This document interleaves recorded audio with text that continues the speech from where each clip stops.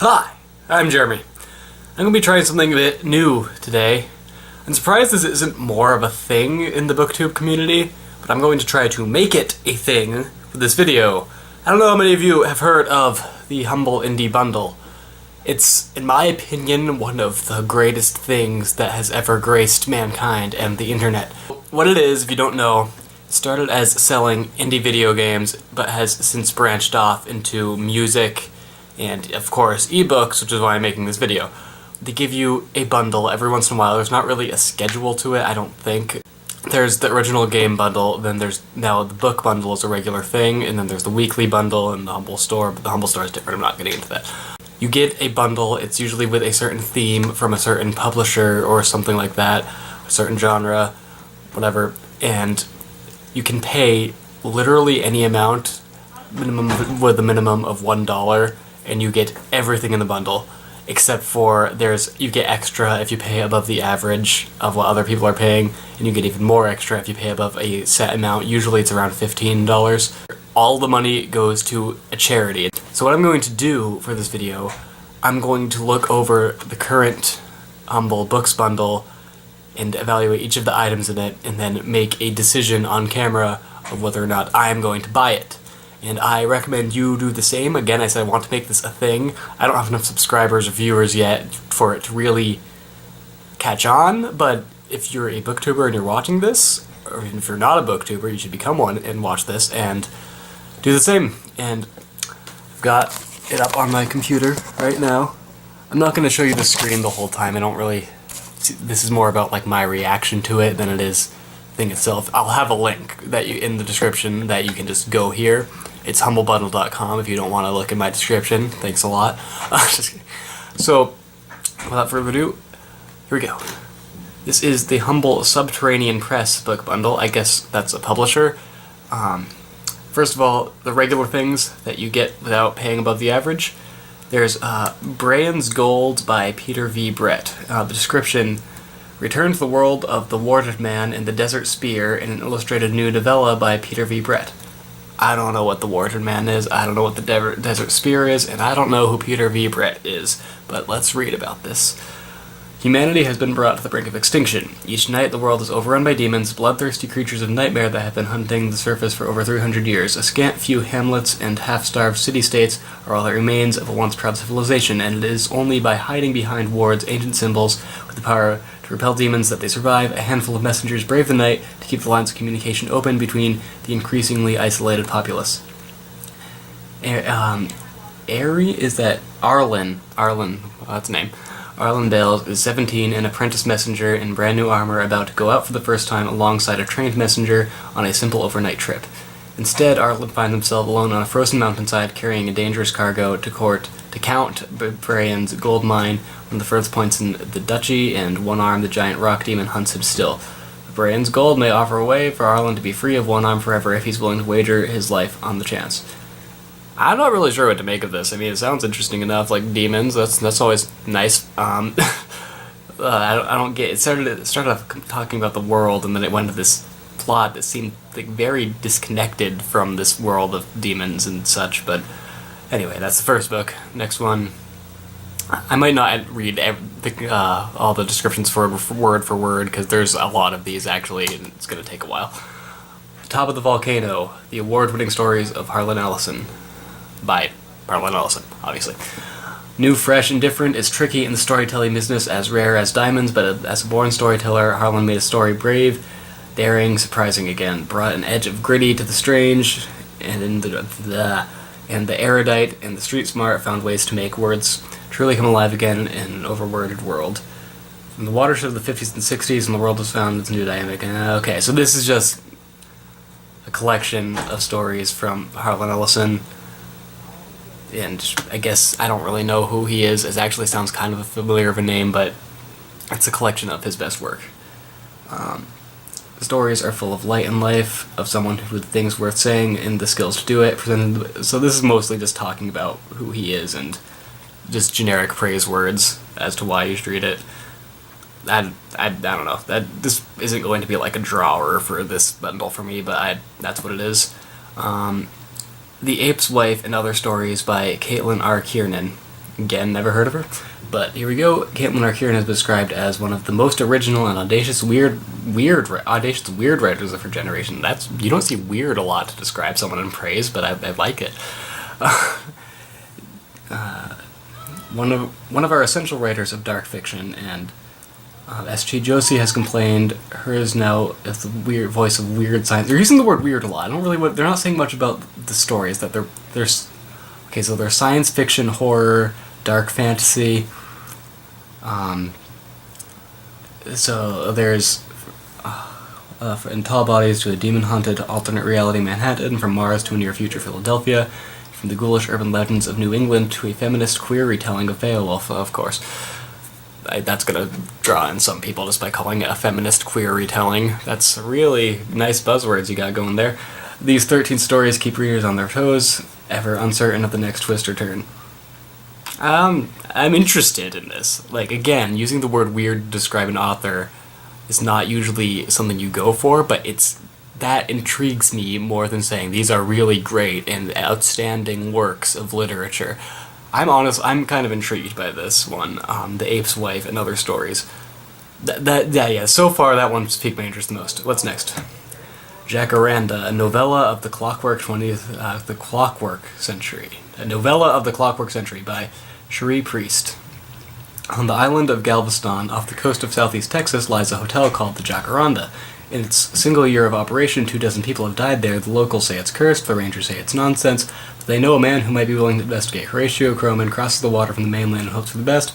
The bodies pile up and a hurricane is brewing fast. One of the Jacaranda's guests sees time is running out, so she seeks an authority of a different sort, a priest from El Huizach, who is good at solving problems and keeping secrets. Eileen Callahan has a problem to solve and a secret to keep. She crosses her fingers and sends a message that could save them all.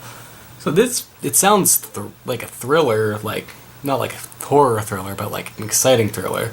And if it has the word clockwork in it, it's probably steampunkish. Interesting. So it's a novella, it's going to be a little shorter, but again, I don't know, but it doesn't say a whole lot of specifics, but that's kind of piquing my interest too. Muse of Fire by Dan Simmons. Since the publication of Song of Kelly... Okay, I'm not going to read about the author. It's, again, just saying he's one of the finest storytellers of our time. What does that mean if you say that for everyone? Muse of Fire takes place in a remote future age in which the human enterprise has all but grown to a halt. Earth, drained of its oceans and populated largely by the dead, is a little more than a distant memory. The scattered human remnants occupy the lowest rung of a Gnostic hierarchy that dominates both their secular and spiritual lives. Against this backdrop, Simmons introduced the Earth's Men, a wandering troupe of players dedicated to presenting the works of Shakespeare. Okay, that's starting to sound like it's a generic dystopian, but listen to this. A wandering troupe of players dedicated to presenting the works of Shakespeare to every accessible corner in the settled universe.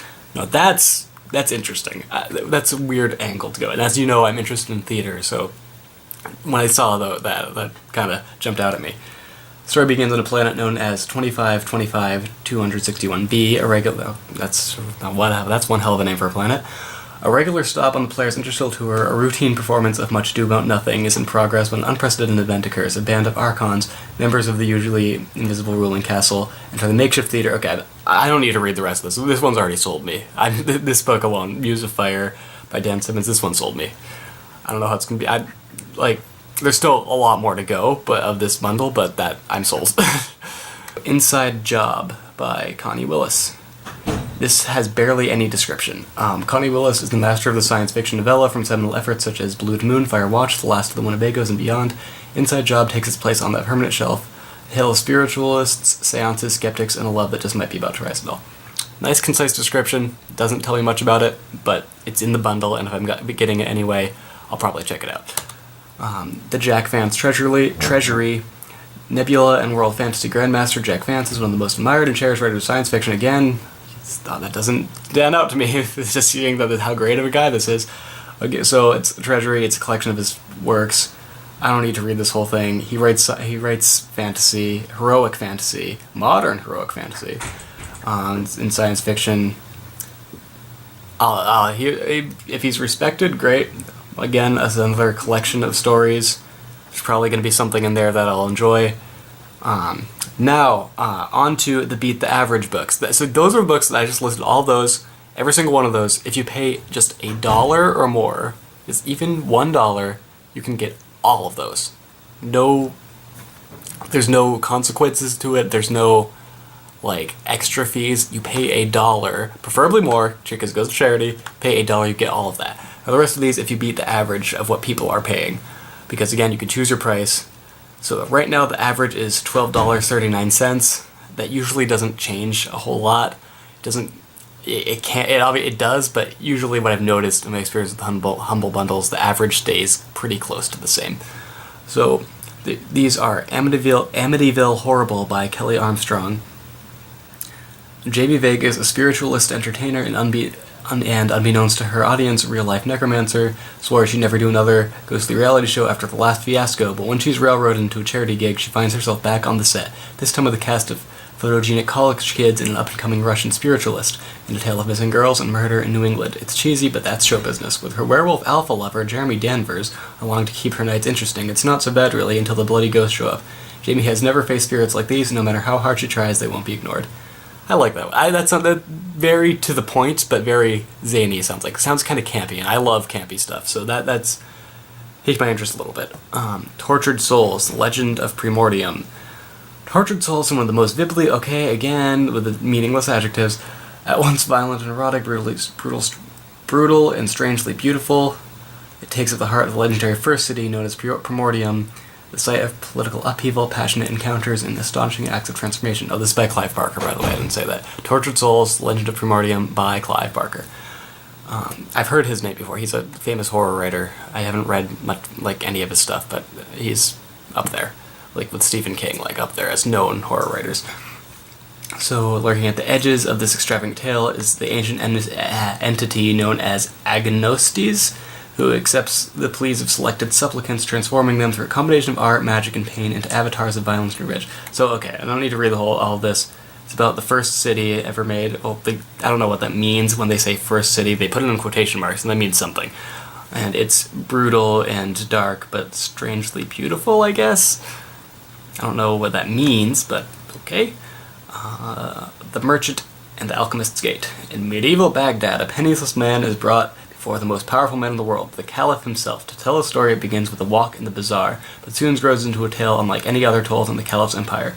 It's a story that includes not just buried treasure and a band of thieves, but also men haunted by their past and others trapped by their future. It includes not just a beloved wife and a veiled seductress, but also long journeys taken by the caravan, even longer ones, taken with a single step. Above all, it's a story about recognizing the will of Allah and accepting it, no matter what form it takes.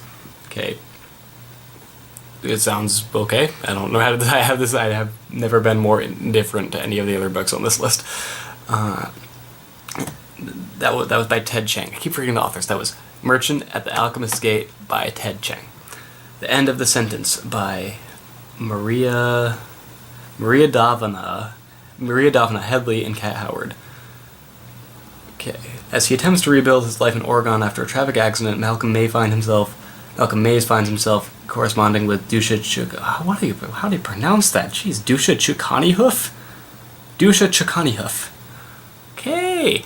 A mysterious entity who claims to be the owner of Malcolm's house, jailed unjustly for 117 years. The prisoner demands that Malcolm perform a gory, bewildering task for him as the clock ticks toward Dusha's release.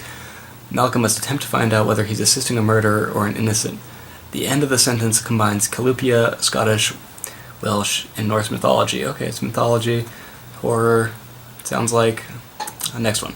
The Chronicles of Master Li and Number 10 by Barry Hugart. For those of you unfamiliar with Mr. Hugart's singular creation, they're tales of a China that never was, with Master Li in a Holmesian role and Number 10 Ox as his attendant Watson. The books are an unmitigated joy on every level. That's the whole description. You're just telling me that these books are great. And they're about China, I guess. Not really selling me on that one. There's, Nobody, an Anubis Gates story by Tim Powers. For the first time in his esteemed career, Tim Powers returns to this setting and a central character from his landmark time travel novel, The Anubis Gates, which I haven't read, and if this is like a prequel, sequel, expanded universe thing, I don't know whether or not I'm going to understand it. Why don't you have the original if you have this one in the bundle? I don't know, because I haven't read The Anubis Gates. I've never heard of The Anubis Gates, but that's related to this book. Tracking the murder of her fiancé through the 19th century London's darkest warrens, Jackie Snap has disguised herself as a boy, but the disguise fails when trying to save the girl from the ghost of her jealous husband. Okay, more weird kidnapping horror. I'm really running. This video is going on too long. I need to hurry up. The Mallet of Loving Correction by John Scalzi. What sort of idiot spends 15 years writing a blog? New York Times best-selling author John Scalzi is that sort of idiot. In those 15 years, the blog he's written called Whatever. Okay, so this is a collection of things published in the New York Times from a blog, I guess. No, that's kind of weirdly out of place one. So anyway, those were all the Beat the Average books, and it says there's more books coming soon for Beat the Average. They always do that to make you buy it earlier. I don't know what they're going to be. So again, you pay more than the average, which right now is $12.39. You get all those too. I'm noticing a pattern. I noticed the normal books are like sci-fi fantasy or sci-fantasy, and the Beat the Average flip books seem to all be horror. Interesting. There's 3 more books here, which you pay $15 more to unlock. That is a set value. That cannot change at all. Black Hat Jack by Joe R. Lansdale. The story of African Americans in the West has been confined to the dusty bottom shelf of recorded history in American literature, but in the vein of the old dime novels containing stories about such heroes as Buffalo Bill, Wild Bill Hickok, and Jesse James comes the true story of those 10-cent novel heroes. Deadwood Dick, disguised in those novels as a white champion of justice and adventure, but in reality a black cowboy, Buffalo Soldier, Indian fighter, and General Hellraiser. Okay, so it's taking what was commonly switched to white people for like classic Western stuff, and bringing it back to what it was actually supposed to be now that we're slightly less racist as a society.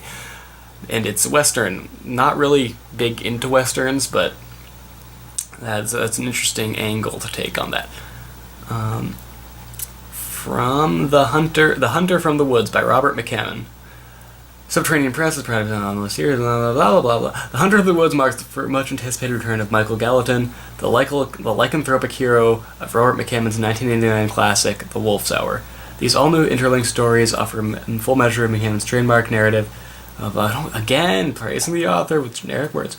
The volume opens with a pair of brief glimpses into Michael's early life in Russia and his initial recruitment to the British Secret Service. Okay, so there's like this werewolf in England and Russia, and okay. Erotic, visceral, and filled with moments of desolating horror and unexpected warmth, The Hunter from the Woods is a triumph and imaginative storytelling, like the best McCann's. Okay, it's a weird sequel thing. I don't know. This one's not really drawing me in much, but it's interesting. If you want to read the rest of that, again, click on the link, go to the site, check it out. Academic Exercises by K.J. Parker. The first collection of shorter work by J.K. Parker, okay, weighing in at over 500. This collection begins with, I scrolled too far. The collection opens with World Fantasy Award winning A Small Price to Pay for Birdsong, a story of music and murders against a complex mentor-pupil relationship. Close with, okay, so this is a long description. I don't want to read the whole thing. So it's a collection of short stories by K.J. Parker. They sound interesting, some fantasy, some not fantasy, it seems like.